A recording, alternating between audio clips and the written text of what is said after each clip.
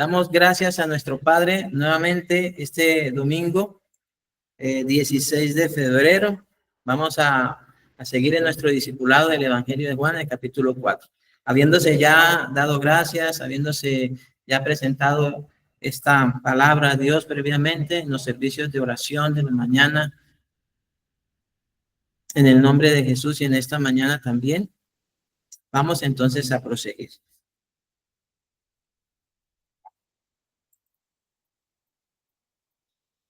En los primeros dos versículos nos es necesario volverlo a leer y ir explicando. Entonces, cuando pues el Señor entendió que los fariseos habían oído decir, Jesús hace y bautiza más discípulos que Juan, aunque Jesús no bautizaba sino sus discípulos. Ahora, esta parte quise hacerla de esta manera.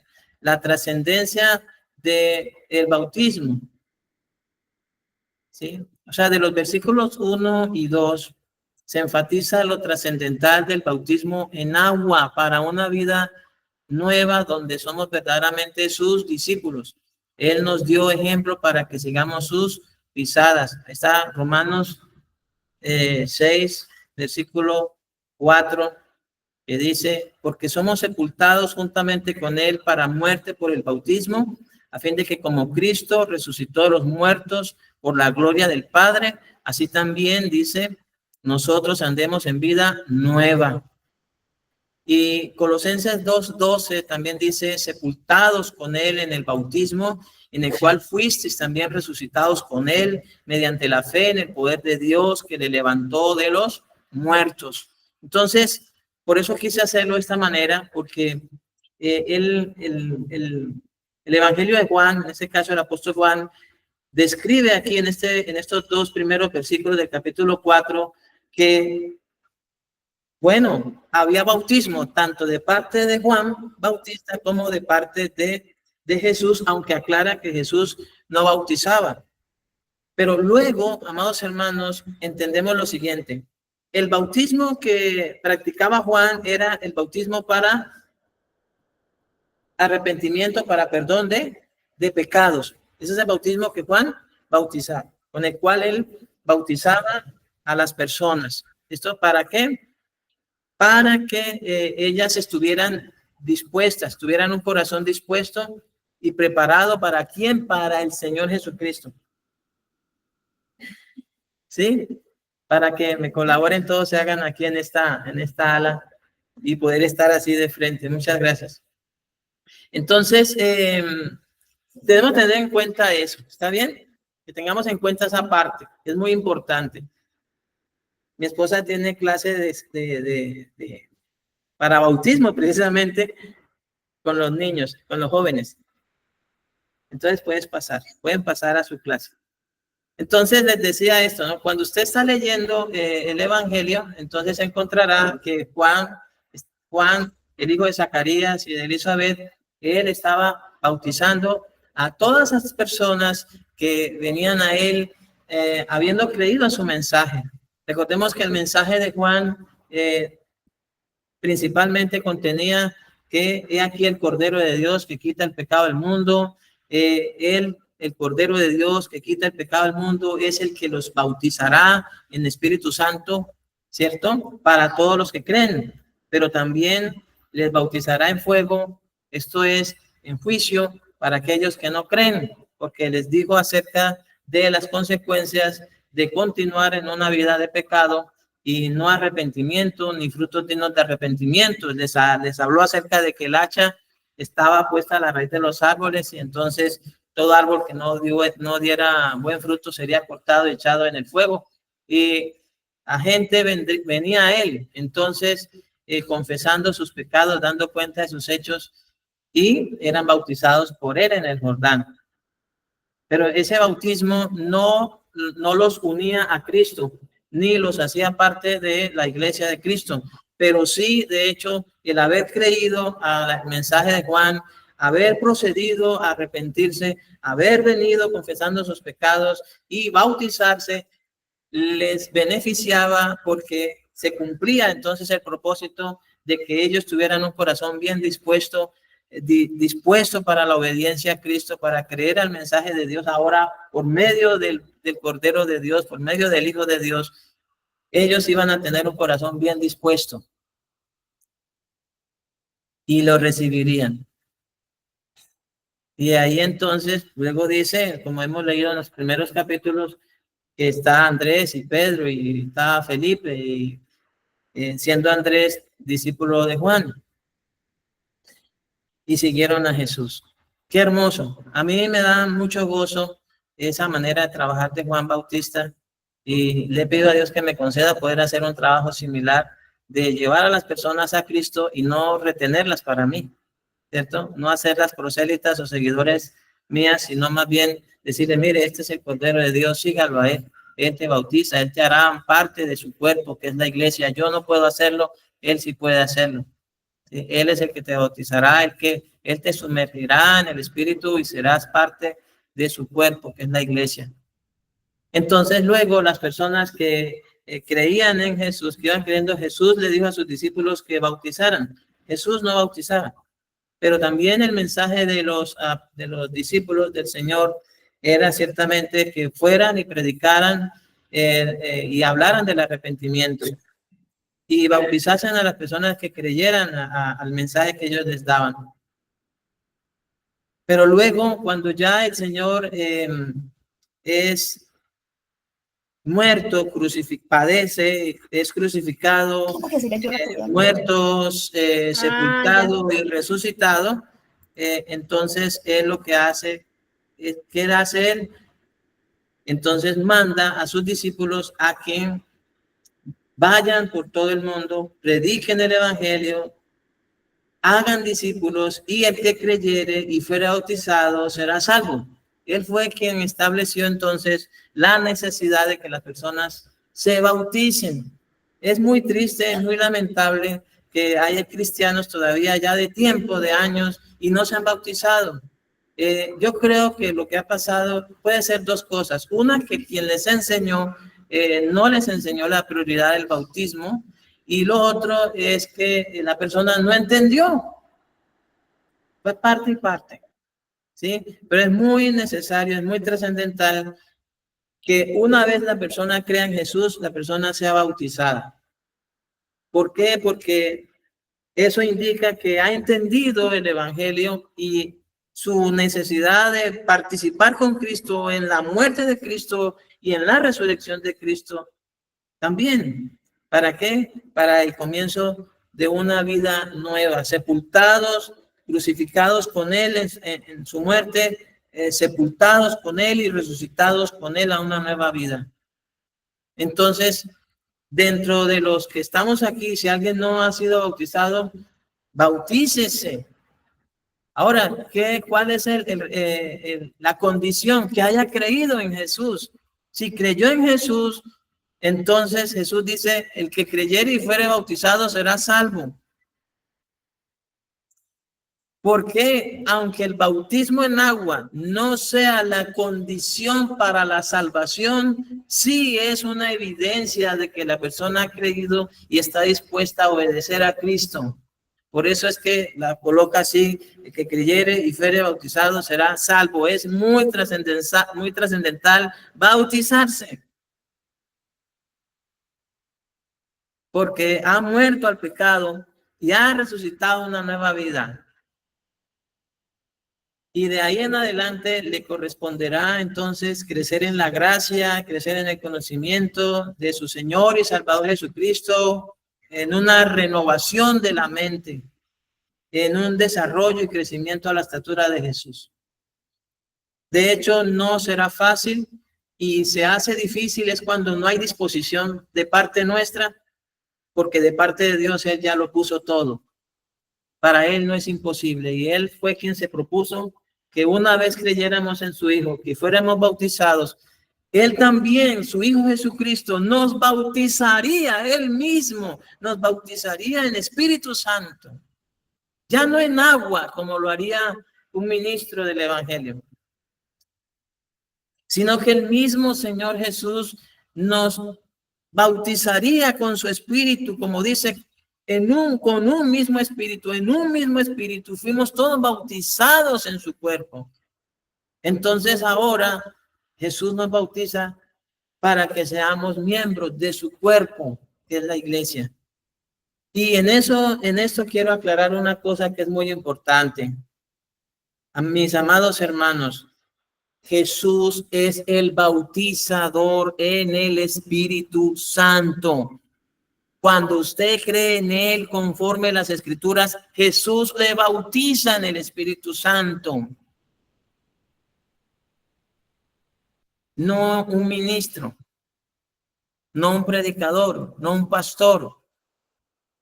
Ahora usted encontrará en el libro de los Hechos que en el caso de la predicación de Felipe en Samaria, cuando Felipe les predicaba el evangelio, eran bautizados en agua, pero también eran bautizados en el Espíritu, habiendo creído a la predicación del evangelio. También encontrará en el libro de los Hechos cómo Pedro en la casa de Cornelio les predica el evangelio y una vez creen, en ese mismo momento en que creen, Jesús los bautiza en el Espíritu Santo, porque recibieron el Espíritu Santo igual que nosotros, dice. Pero luego encontrará que hay unos que están en una ciudad de Asia que no habían oído acerca del Espíritu Santo, ni siquiera sabían que existía Espíritu Santo, cuando creyeron al evangelio.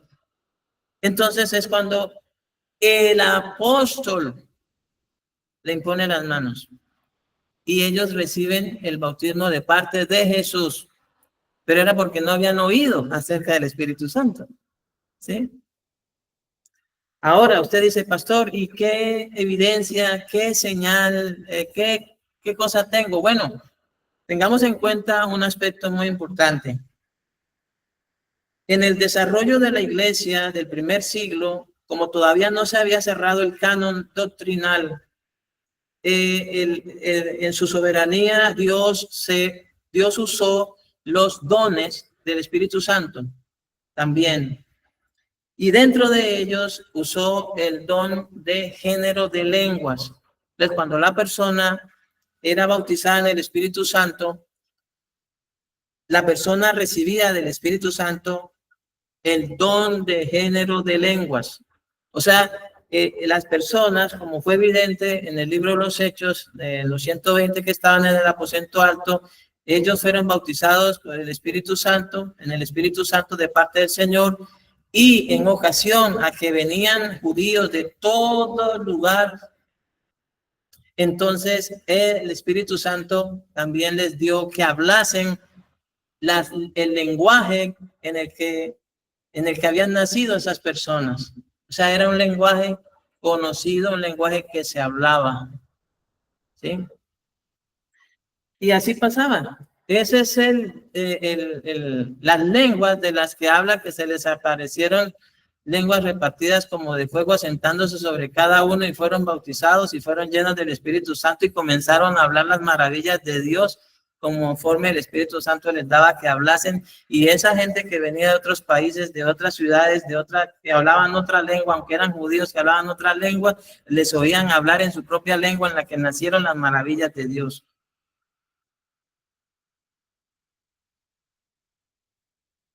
Pero puede que hoy usted no reciba el don de género de lenguas, o puede que sí. Eso depende de la sabiduría de Dios, depende de los propósitos de Dios, a donde lo tenga. Entonces, eso es a lo que se llama el hablar en lenguas, ¿sí? Pero no porque no hablen lenguas en el sentido de don de género de lenguas, ¿cierto? Recordemos, hablar en lenguas es en cuanto a hablar un idioma conocido, para predicar en ese idioma a alguien de alguna otra nacionalidad, pueblo o lengua. ¿Listo?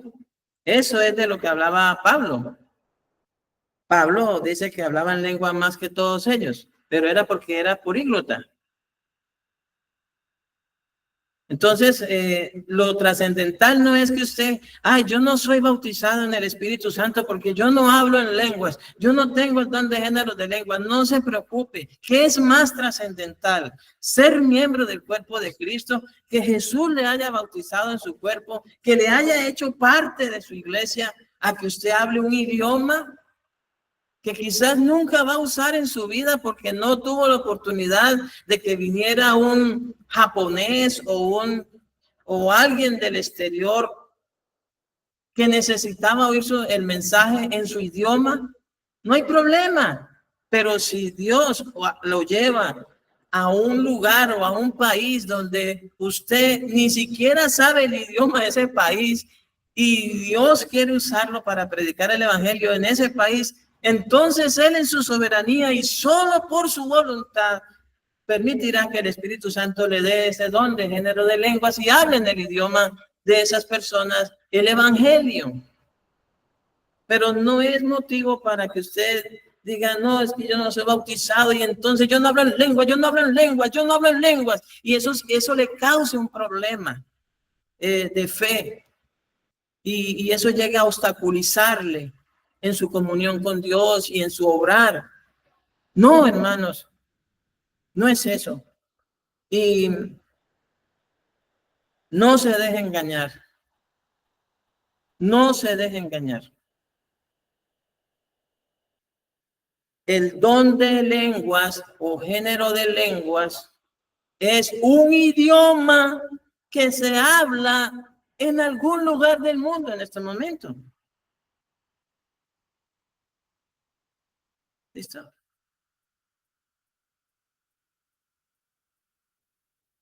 Lo más trascendental es que usted haya creído en Jesús. Recuerde, ¿en qué consiste? ¿Qué dice la Biblia? ¿En qué consiste la vida eterna? ¿En hablar en lenguas? ¿En don de género de lenguas? ¿Qué es eso lo que hace referencia? ¿O dice, esta es la vida eterna, que te conozcan a ti, al único Dios verdadero y a Jesucristo quien has enviado? Eso es la vida eterna. No es hablar un idioma. Pero la soberanía de Dios determinará si a usted le es permitido o le es concedido ir y llevar el evangelio a un extranjero cuya lengua para usted es extraña y cuya lengua, ¿sí? La suya es extraña para él, pero los hará que le entiendan en su idioma, si así Dios lo quiere. Pero ¿qué es más trascendental entonces? La Biblia dice, la fe es por el oír la palabra de Dios. El creer en el corazón para justicia y el confesar con la boca que Jesucristo es el Señor. Eso es lo trascendental. Muy triste, muy lamentable de que haya personas cristianas evangélicas que por el afán de querer la evidencia de que son bautizados en el Espíritu Santo, empiecen a decir o a gesticular y a decir cosas con su boca que no tienen ningún significado.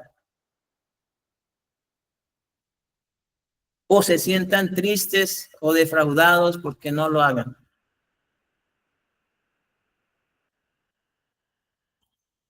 He querido por eso ver lo trascendental que es en este caso leerlo de esa manera porque nos ayuda a ir abordando temas que van a ser trascendentales para su discipulado, para su seguir continuo a Cristo.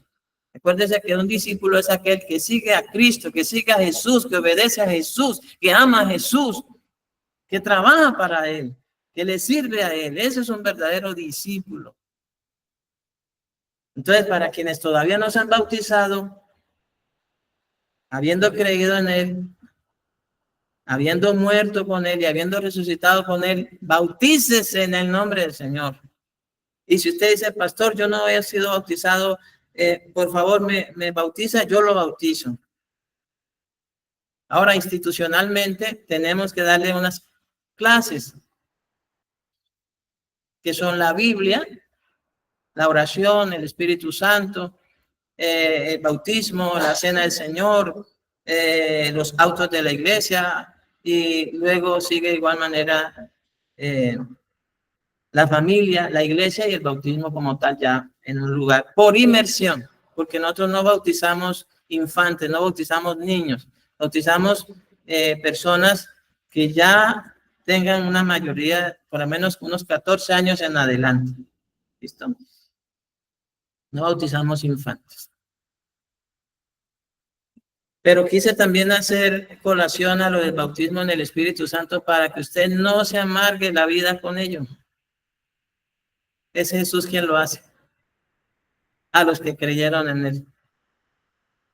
Créale a la Biblia. Crea lo que dice Jesús mismo. Fíjese que Juan Bautista que dijo, yo los bautizo en agua, pero él los bautizará en Espíritu Santo. ¿Sí ven? Él es el que lo hace. Y cuando Juan indaga sobre quién es el enviado de Dios, el Padre, Dios le dice a Juan Bautista sobre que en vez de descender el Espíritu Santo en forma corporal como paloma, ese es el que bautiza en el Espíritu Santo. Eso es.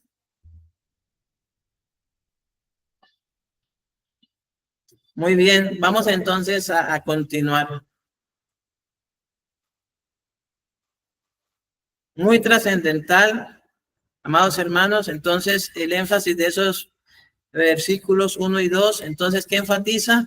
Enfatiza lo trascendental del bautismo en agua para una vida nueva donde somos verdaderamente sus discípulos. Eso es lo trascendental de esos dos primeros pasajes. Él nos dio su ejemplo para que sigamos sus pisadas. ¿Listo? ¿Por qué? Porque ¿a quién vamos a seguir? ¿Al pastor?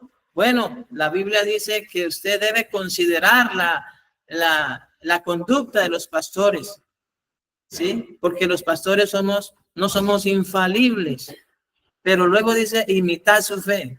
Pero si ese pastor con todos los errores y la mal proceder en dado caso por falta de una buena conducta en Cristo, pero si aún así con todo eso ese hombre se mantiene unido a Cristo y no niega a Cristo, no hay apostasía en él, entonces imite esa fe, porque es imitar, en ese caso es la fidelidad de ese pastor, su compromiso por amar a Cristo y servir a Cristo con fidelidad de corazón, aunque no sea infalible.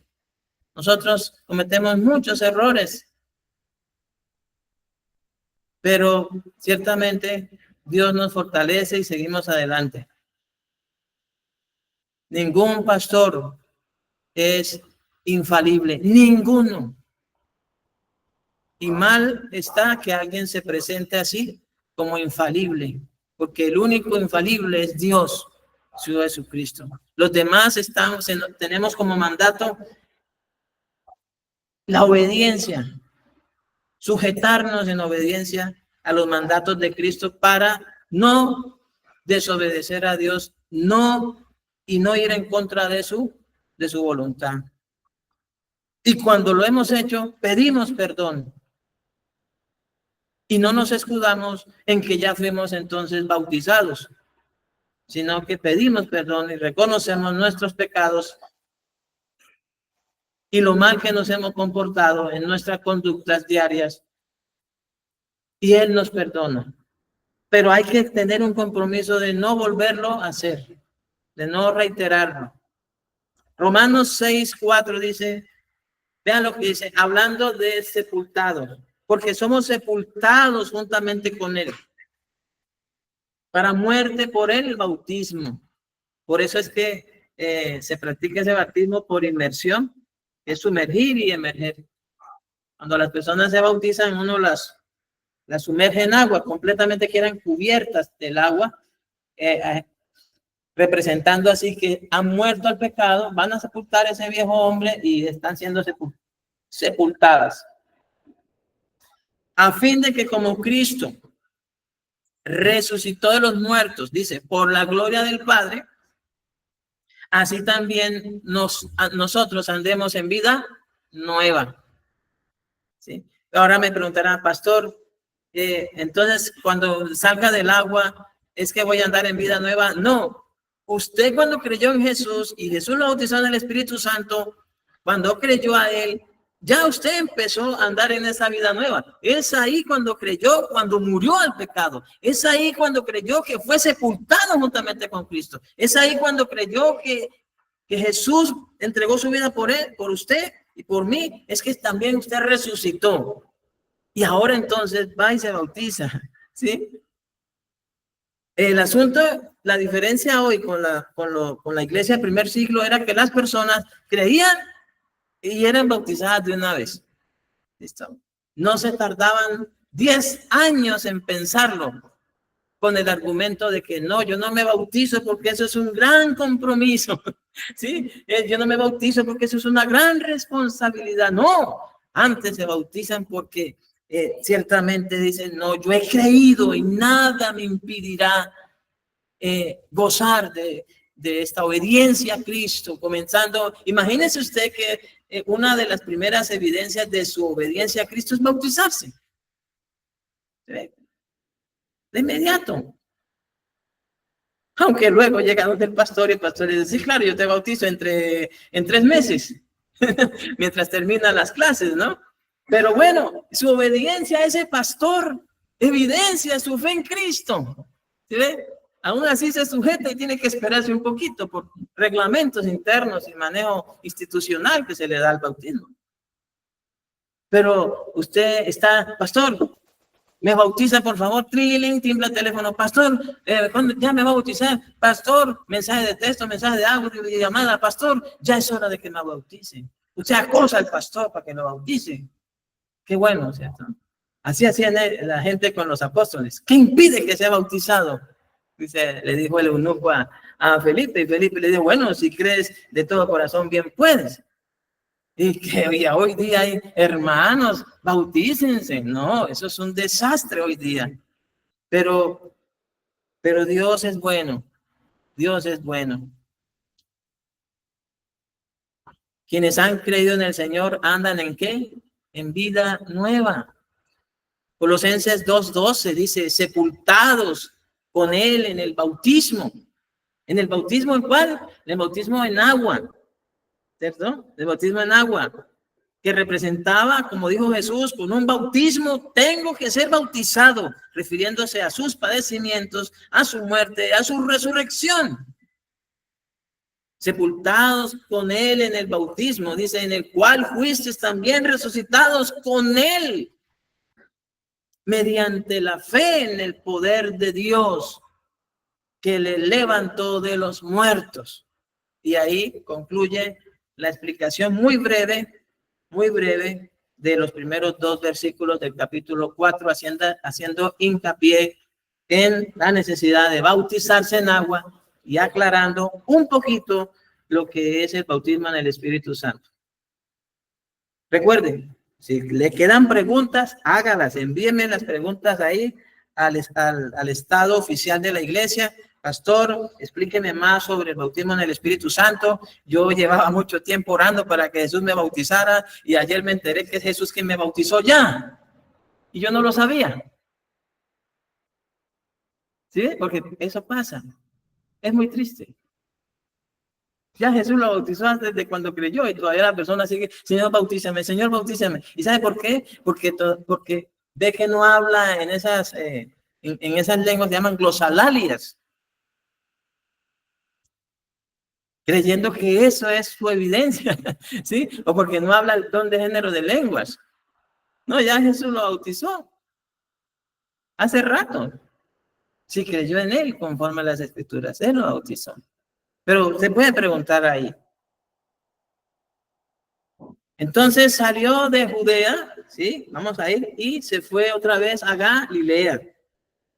Y le era necesario pasar por Samaria. Ahora veamos lo siguiente frente a estos 2 pasajes. La distancia entre el área de Judea y Samaria y Galilea es de 80 kilómetros.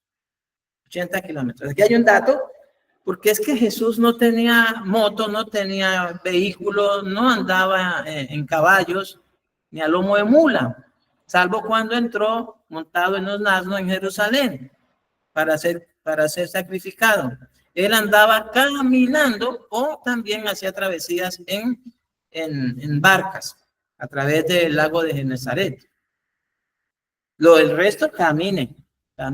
Entonces, la distancia era más o menos en todo ese recorrido, 80 kilómetros aproximadamente. Los versículos 3 y 4 indican que Jesús tenía una vida, vean esto tan hermosa, esos dos versículos indican que Jesús tenía una vida completamente dedicada a la obra del Padre. ¿Y a qué estamos dedicados nosotros? ¿Sí? Esa es la pregunta que debemos hacernos. ¿En qué estamos enfocando todos nuestros esfuerzos? ¿Sí? Él más adelante le dice a los discípulos, allá cuando ya termina de predicarle a la mujer samaritana, dice, mi comida es que haga la voluntad del Padre que me envió y que acabe su obra. Esa es su comida. Aquí en los Llanos Orientales, donde estoy en Villavicencio, se lo digo a quienes van a verlo después. Estamos ubicados en Villavicencio, en el Meta, departamento de Colombia. Aquí se come mucho la mamona, pero esa no era la comida de Jesús. La comida de Jesús no era la mamona, sino hacer la voluntad del Padre que lo envió y acabar su obra. ¿Y cuál debe ser también nuestra comida, sino esa?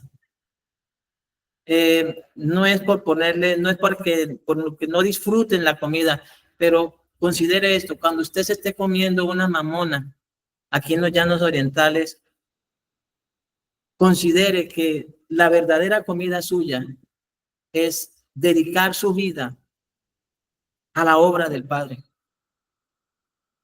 O sea, usted no puede terminar ese plato de tan delicioso y exquisito de los llanos sin haber considerado que ese día Dios se lo dio para que anunciara de él, para que diera a conocer el evangelio, para que testificase de él. Ir por todo el mundo y predicar el evangelio. Entonces, ya Jesús nos dio ejemplo para que sigamos sus pisadas. Los versículos 3 y 4 indican que Jesús tenía una vida completamente dedicada a la obra del Padre.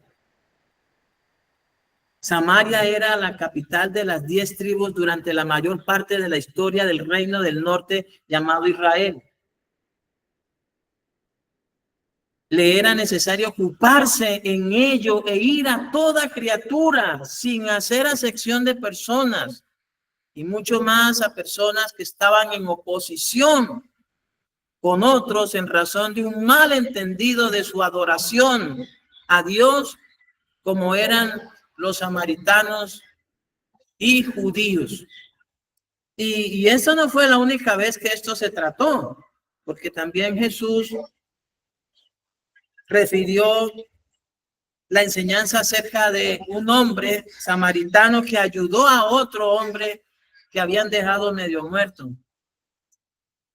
También con el propósito de derribar y de desechar todas esos argumentos y esas paredes interminables de separación que había entre judíos y samaritanos, esos prejuicios. Porque el hombre con el cual Jesús habla dice, ¿y quién es mi prójimo? Luego no sabía, pero su prejuicio regional y también espiritual no le permitía ver que tenía también prójimos en Samaria. ¿Recuerdan ustedes la posición de los dos hermanos cuando le dijeron a Jesús, esta gente de Samaria no te quiso recibir, si quieres, vamos a pedir que descienda fuego del cielo y los consuma? Porque aún estando con Jesús, su corazón todavía estaba en esa oposición a su prójimo. Entonces, fíjese usted que Jesús no estimó ningún tipo de conflicto entre los dos pueblos como impedimento para la predicación del evangelio. Ustedes recuerdan también lo que hemos hablado cuando estudiamos las cartas, la primera carta de Corintios, como Pablo dice y enfatizábamos también que a él se le abrió puerta y él decía, oren por mí, se me abrió puerta para la predicación del evangelio y muchos son los adversarios. Sí, esa es la razón, hermano. Dios nos ha mandado a predicar el evangelio y no podemos estar esperando que las puertas que se abran sean solamente de gente que ya está debidamente preparada y dispuesta solo para oírnos y creer. No, así no será en la mayoría de los casos. Será en medio de gran oposición que usted predicará el evangelio. Habrá muchos adversarios, muchos contradictores, pero esa es la puerta eficaz que se abrió. Y Jesús está haciendo la labor del Padre en una región donde los judíos y samaritanos no se trataban entre sí. Juan 9:4 dice, me es necesario hacer las obras del que me envió, entre tanto que el día dura, porque él estaba ocupado en hacer las obras de su Padre. La noche viene cuando nadie puede trabajar. Lucas 4:43, hablando nuevamente de lo necesario que era para Jesús ocuparse en la labor que el Padre le encomendó, a pesar de la oposición de el Sanedrín, a pesar de la oposición de los fariseos, de los saduceos, de los herodianos, a pesar de la incredulidad de la misma gente de Israel, a pesar de esa controversia que había entre samaritanos y judíos. Él hizo el trabajo. Para él estaba ocupándose en aquello que le era necesario, dice en Lucas 4:43. Pero él les dijo, es necesario que también a otras ciudades anuncie el evangelio del reino de Dios, porque para esto he sido enviado.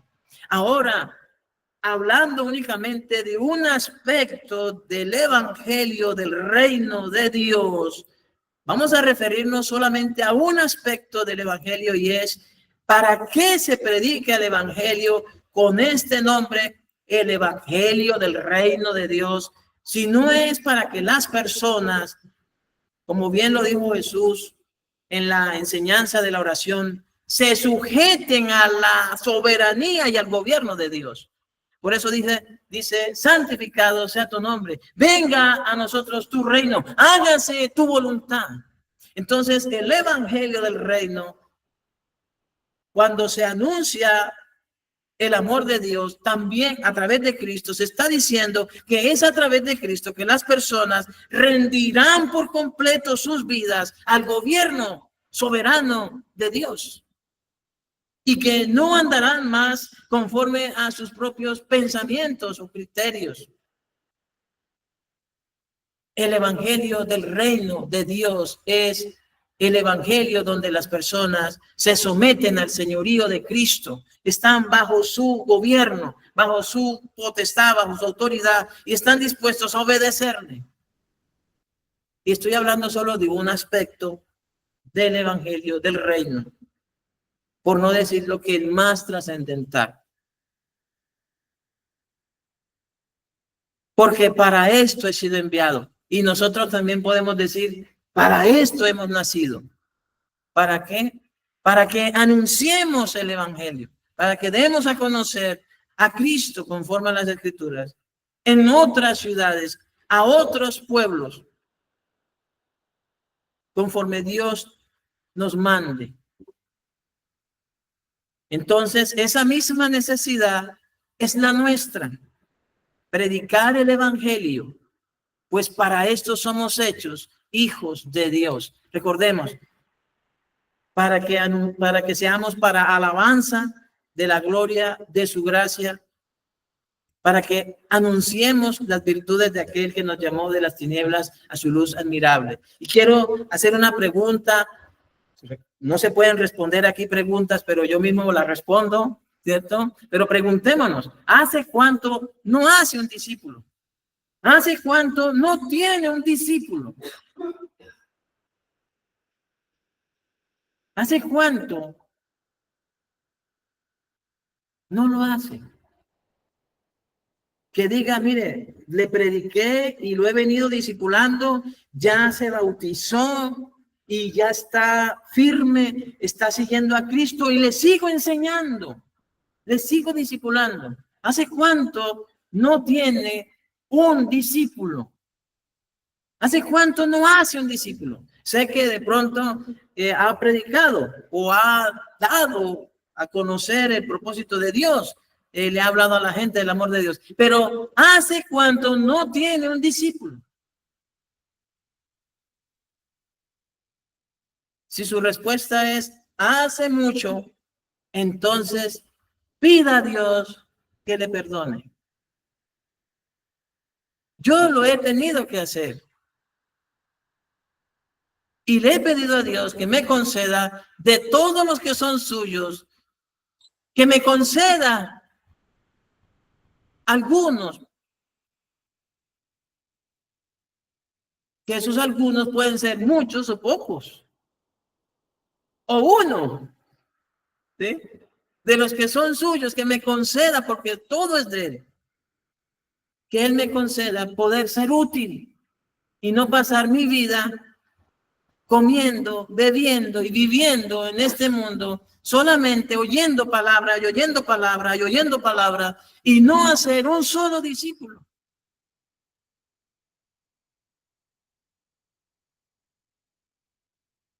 Responda esa pregunta para usted. Los que están anotando, ¿hace cuánto no tengo un discípulo? Ahora puede que diga, yo sí he tenido, pero los ha tenido para Cristo o para usted. Porque los fariseos hacían discípulos, pero los hacían para ellos, para que tuvieran celo por ellos, no por Dios ni por Cristo. Porque ellos mismos se encargaron de levantar a sus propios prosélitos contra Cristo, con engaños y mentiras. Y cuando hacían un prosélito, un discípulo para ellos, era para que fuera celoso de sus tradiciones, de sus doctrinas y de sus mandamientos. Lo hacían para sí, para su conveniencia. Lo moldeaban para sí, pero no lo llevaban a Cristo como hizo Juan.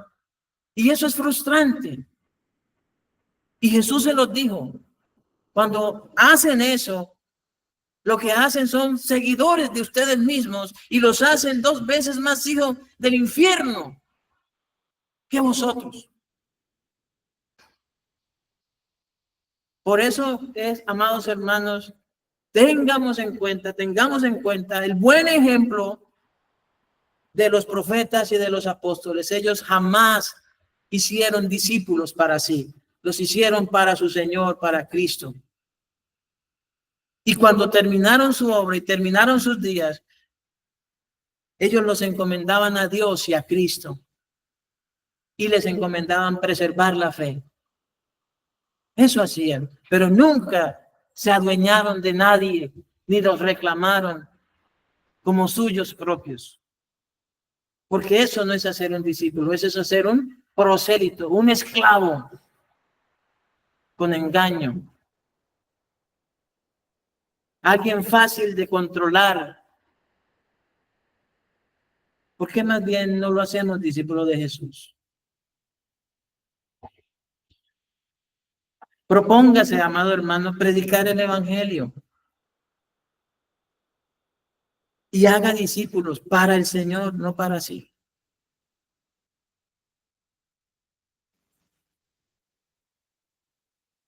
Porque para eso estamos. Vamos a continuar en el versículo 5. Vino pues a una ciudad de Samaria llamada Sicar, junto a la heredad que Jacob dio a su hijo José. Y estaba allí el pozo de Jacob. Entonces Jesús, cansado del camino, se sentó así junto al pozo. Era como la hora sexta, o sea, las 12 del mediodía. Ellos comenzaban desde las 6 de la mañana, 0 horas. Bueno, la hora sexta las 12. Hay quienes saben mucho más expresarse sobre ese tiempo, pero es la hora del mediodía, las 12 del día, la sexta, la hora sexta. Bueno, siendo las 12 del día, Jesús, que recuerden, venía caminando, se sentó entonces cansado allí. Vino una mujer de Samaria a sacar agua y Jesús le dijo, dame de beber. ¿Qué dice la Biblia que Jesús le dijo? Dame de beber. Eso fue lo que él dijo. ¿Listo? Dame de beber. pues sus discípulos habían ido a la ciudad a comprar de comer. Jesús, cansado del camino, esa es la explicación. Jesús, cansado del camino, se sentó así junto al pozo y pidió agua para beber. Ahora, veamos lo que dice. Si algo nos da mucha confianza en la fe, es poder conocer que Jesús era en todo semejante a nosotros. ¿Le da confianza a eso? Que Él se cansase. Y hay que entenderlo correctamente. Este cansancio evidente de Cristo que da a conocer el Espíritu Santo, con el cual dice, se sentó, porque le fue necesario sentarse y pedir que le diesen a beber agua. Eso a mí me da mucha confianza. ¿Por qué? Porque Él era en todo semejante a mí. Pero eso no me da lugar para reducirlo únicamente a que era un mero hombre. No es el argumento para decir que Él no era Dios, sino antes me confirma que siendo verdaderamente Dios y en su condición de ser verdaderamente hombre, hecho en todo semejante a nosotros, ahora se cansó. Pero eso nos da a nosotros mucha confianza. Y aquí, hermanos, ¿para qué dirá? ¿Para qué, pastor? ¿Para que Él me entienda que yo también me canso? ¿Para que Él entienda que yo también necesito sentarme? ¿Para que Él entienda que yo necesito beber agua y pedir que me den agua?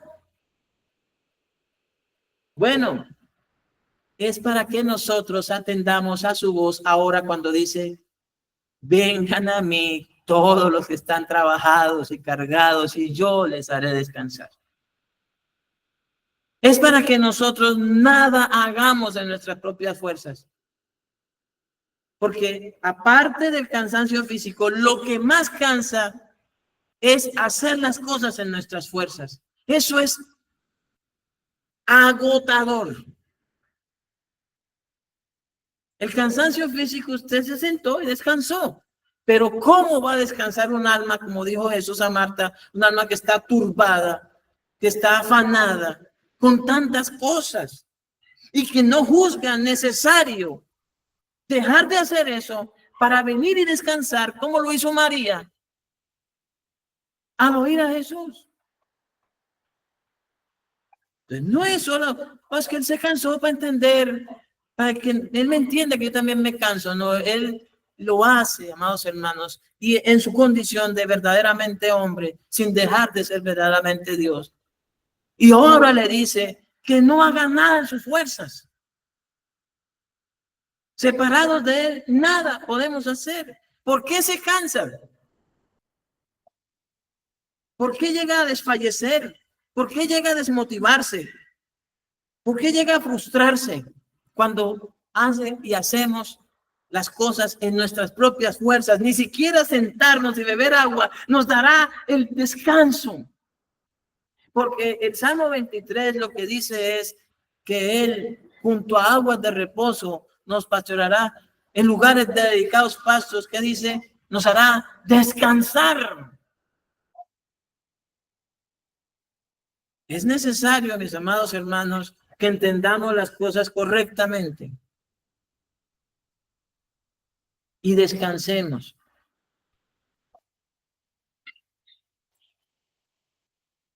Y dice, era semejante en todos nosotros y manifestó una de las cosas más notorias de esa semejanza, como lo es el cansancio. Pero Él no estaba, dice, uy, no, esta tarea que el Padre me encomendó es muy dura.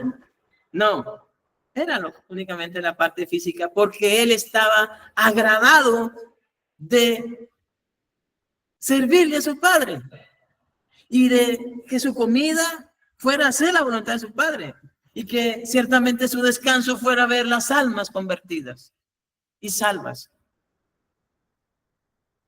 Entonces, de hecho, bueno, y la serie ciertamente sobre las 12 del día de una larga caminata. Pero eso está como cuando los discípulos, los apóstoles Pedro y Juan fueron azotados y volvieron regocijados de haber padecido afrenta por el nombre de Cristo. O sea, qué bueno es cansarse estando haciendo la voluntad de Dios.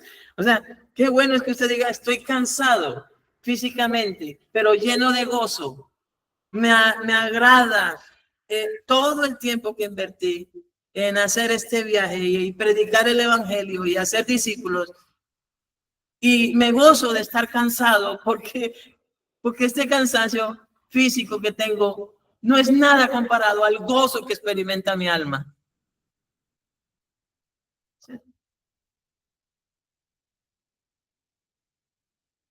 Ahora lo entendemos mucho mejor. Sí. Hebreos 2:17, hablando de que el verbo se hizo carne y que era también verdaderamente hombre, dice, por lo cual debía ser en todo semejante a sus hermanos, para venir a ser, vea, misericordioso y fiel sumo sacerdote en lo que a Dios se refiere, para expiar los pecados del pueblo. Y esa es la trascendencia entonces, mis amados hermanos. Misericordioso y fiel sumo sacerdote. Hebreos 4:15 dice, porque no tenemos un sumo sacerdote que no pueda compadecerse de nuestras debilidades, sino uno que fue tentado en todo según nuestra semejanza, pero sin pecado. Bueno, ahora dice en el versículo 9, la mujer samaritana le dijo, ¿cómo tú siendo judío me pides a mí de beber que soy mujer samaritana? Porque judíos y samaritanos no se tratan entre sí. Había entonces esa pared intermedia, no por causa de la ley entre judíos y gentiles, sino por causa de esa enemistad entre samaritanos y judíos. El mensaje del evangelio es en esencia un mensaje de paz de Dios para el hombre y mediante la fe en Jesús, la administración de esa paz entre los hombres. ¿Sí? O sea, el mensaje del evangelio es un mensaje de paz. Dios envió mensaje de paz. ¿Para quién? Para el hombre. Pero también mediante ese mismo mensaje de paz, que es Cristo mismo, mediante la fe en Jesús, esa administración, esa paz, también es para que esté entre todos los hombres. Ayer veía un estudio acerca de los eventos futuros y estaban dos predicadores que son muy amigos, que son hermanos en la fe. Uno tiene una postura y el otro tiene otra postura. Uno es premilenialista y el otro no. Uno cree que el arrebatamiento será después de la tribulación y el otro dice que será antes, pero son amigos y son hermanos en la fe y hasta se ríen de ellos ahí mismo. Pero ni siquiera las diferencias o de posturas concernientes a la interpretación de las cuestiones escatológicas los dividen. Pero nuevamente, hoy he usado mucho esta palabra, es lamentable, es triste que alguien se constituya enemigo nuestro y difame en nosotros y nos calumnie por doctrina. Es muy triste.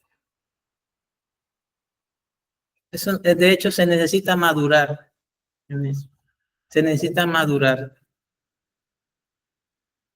Efesios 2:14-16 dice, porque Él es nuestra paz, hablando del Señor Jesús, porque Él es nuestra paz, que de ambos pueblos hizo uno, derribando la pared intermedia de separación.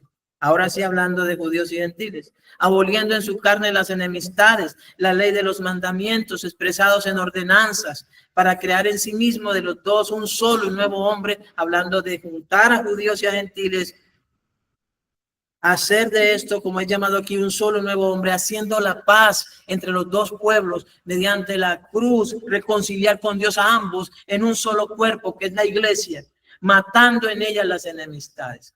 Así que cuando habla aquí de crear en sí mismo, en este caso, de crear en sí mismo de los dos un solo y nuevo hombre, está refiriéndose entonces a qué? se está refiriendo a la paz que entre judíos y gentiles solamente Dios a través de su Hijo puede proporcionar. Él hace de los dos un solo y nuevo hombre. Es así como lo hace. Acá está en esta parte que nos va a señalar. Él hace la paz acá, para crear en sí mismo de los dos un solo y nuevo hombre. O sea, este nuevo hombre que aparece aquí en la carta de los Efesios, capítulo 2, hace referencia a la paz que mediante el evangelio, la reconciliación mediante la cruz, hace Dios con el pueblo judío y el pueblo entero. Y mata toda enemistad. Sigamos en el versículo 10, Juan 4:10. Respondió Jesús y le dijo, si conocieras el don de Dios y quién es el que te dice, dame de beber, tú le pedirías y él te daría agua viva. Recordemos lo que les anuncié al principio cuando leímos este capítulo previamente. En otras Biblias usted podrá encontrar entonces esto mismo con otras palabras. Y no necesariamente es que sean paráfrasis, pero yo sí lo voy a parafrasear. ¿Sí? Lo que él está diciendo a la mujer es, si conocieses a Dios y me conocieses a mí. Acuérdense que el énfasis entonces del evangelio es la vida eterna. ¿Cuál es la vida eterna? Conocer al Padre y conocer a su Hijo y creer en ellos. Muy bien, ese es el énfasis, que creamos que Jesús es el Hijo de Dios y que creyendo tengamos vida en su nombre. Lo que en otras versiones él está diciendo es, tú no conoces a Dios ni me conoces a mí. Si conocieras el propósito de Dios para contigo, ahora, si conocieras cuál es el regalo que Dios te ofrece, ¿cierto? Si conocieras que lo que Dios te ofrece es completamente gratuito. Qué hermoso, ¿no? Pero no conoces ni al Padre ni a mí. Porque si lo conocieras al Padre, me conocieras a mí, entonces tú pedirías que te diera la vida eterna. ¿Sí? ¿Qué otra cosa, amados hermanos, puede buscar una persona de Jesús si no es la vida eterna? ¿Qué más vamos a pedir de Cristo si no es la vida eterna? La mujer samaritana representa el tipo de persona con una vida muy necesitada del amor de Dios. No voy a andar con argumentos de que ningún hombre le pudo saciar ese vacío, porque estaría añadiendo cosas que la Escritura no está diciendo ahí. Sabemos que había tenido 5 esposos. En ese momento estaba con uno con el cual no se había casado. Tampoco dice que era una prostituta, no dice. Sí. Tampoco dice que estaba en adulterio. Lo que dice es que no se había casado. Ella no estaba en adulterio, no se había casado con un hombre con el cual ahora tenía como marido. O sea, que sí estaba pecando porque no se había casado con ese hombre. Pero no dice que fuera prostituta o fuera adúltera, porque para ser adúltera tendría que estar conviviendo con un hombre que ya se hubiese casado, cuya mujer viviera todavía. Digamos únicamente o estrictamente lo que la Biblia está diciendo. ¿Qué pecado estaba cometiendo? Que estaba conviviendo con un hombre sin estar debidamente casado con él. Y Jesús le dice, bien has dicho, no tengo marido, porque el que ahora tiene no es tu marido. 5 maridos has tenido, sí, pero el que ahora tiene no lo es. Entonces, pero no es el haber tenido 5 maridos lo que nos da pie para decir que es que ninguno le llenó el corazón y el que ahora tiene tampoco. No, ella necesita el amor de Dios. Con 5 que tuvo y sin 5 que ya no tiene. Porque eso es una necesidad de todo ser humano. la necesidad de ser lleno del amor de Dios. Podríamos decir, argumentar, bueno, la ausencia del amor de Dios la llevó a que tuviese 2 hombres. No, no lo dice la Biblia. No lo dice así. Porque entonces hay mujeres que solo tienen uno, entonces no tienen necesidad del amor de Dios. Sí, también tienen necesidad del amor de Dios. Así tengan un solo marido, un solo esposo. Es que la necesidad del amor de Dios es para todos y es de todos. Todos nosotros necesitamos ser saciados del amor de Dios y solamente es en Cristo. Ahora, no conocía verdaderamente a Dios, no conoce el don de Dios, no conoce que Jesús es el Cristo, dador de la vida, vivía según las tradiciones religiosas de los samaritanos, consideraba que la adoración a Dios era desde un lugar especial, como lo era el monte Gerizim, que es al cual ella hace referencia, adoraba lo que no sabía, no estaba casada en ese momento, tenía arraigada en el corazón una enemistad contra los judíos. Sabía que había de venir el Cristo, pero a manera de un profeta que les declararía todas las cosas. Y eso también hoy es lo que busca mucha gente. Que alguien les profetice, que alguien les diga algo, que alguien les muestre qué va a ser del mañana. La Biblia dice que tenemos ya la palabra profética más segura, a la cual hacemos bien en obedecer las sagradas escrituras. Usted no tiene que dejarse engañar su corazón, ni dejarse engañar por otro, yendo a que le profeticen cosas, porque esa gente son mentirosos, estafadores y ladrones. Lo que usted necesita saber concerniente a la voluntad de Dios para su vida ya está en las Sagradas Escrituras. No necesita ni de un sueño, ni de una visión, ni de una profecía. Está en la Biblia. Dios expresó su voluntad para nosotros en las Sagradas Escrituras y la dio a conocer y la reveló por el Espíritu Santo. Ya está.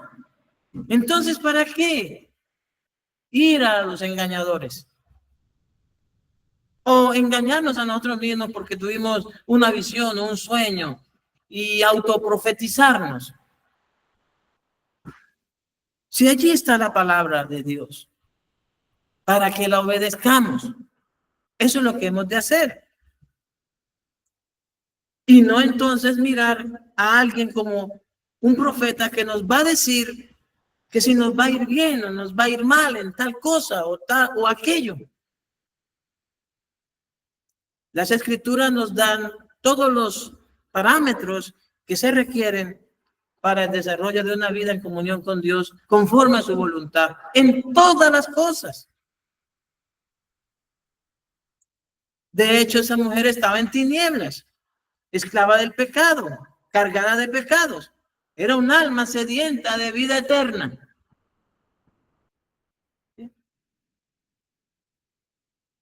Cuando una persona cuya alma está sedienta de la vida eterna conoce la gracia de Dios por medio de Jesucristo, la persona pedirá la vida y le será dada la vida eterna. Tú le pedirás y él te dará agua viva. Juan 7, 37 a 39 dice, en el último y gran día de la fiesta, Jesús se puso en pie y alzó la voz diciendo, si alguno tiene sed, venga a mí y beba. El que cree en mí, como dice la Escritura, de su interior correrán ríos de agua viva. Esto dijo del Espíritu que habían de recibir los que creyesen en él, pues aún no había venido el Espíritu Santo, porque Jesús no había sido aún glorificado. La mujer le dijo, Señor, no tienes con qué sacarla y el pozo es hondo. ¿De dónde pues tienes el agua viva? Todavía no había entendido bien las cosas. Para que se produzca fe en la persona, es necesario que el mismo Señor Jesucristo les abra su entendimiento para que comprendan las Escrituras. Solo así podrán recibir la vida misma de Cristo en el Espíritu Santo. Lucas 24, 44 al 47 dice, y les dijo, estas son las palabras que os hablé estando aún con vosotros, que era necesario que se cumpliese todo lo que está escrito de mí en la ley de Moisés, en los profetas y en los salmos. Entonces dice, les abrió el entendimiento para que comprendiesen las escrituras y les dijo, así está escrito y así fue necesario que el Cristo padeciese y resucitase de los muertos al tercer día y que se predicase en su nombre el arrepentimiento y el perdón de pecados en todas las naciones, comenzando desde Jerusalén. Hechos 26:18 dice, para que abra sus ojos, para que se conviertan de las tinieblas a la luz y de la potestad de Satanás a Dios, para que reciban por la fe que es en mí perdón de pecados y herencia entre los santificados.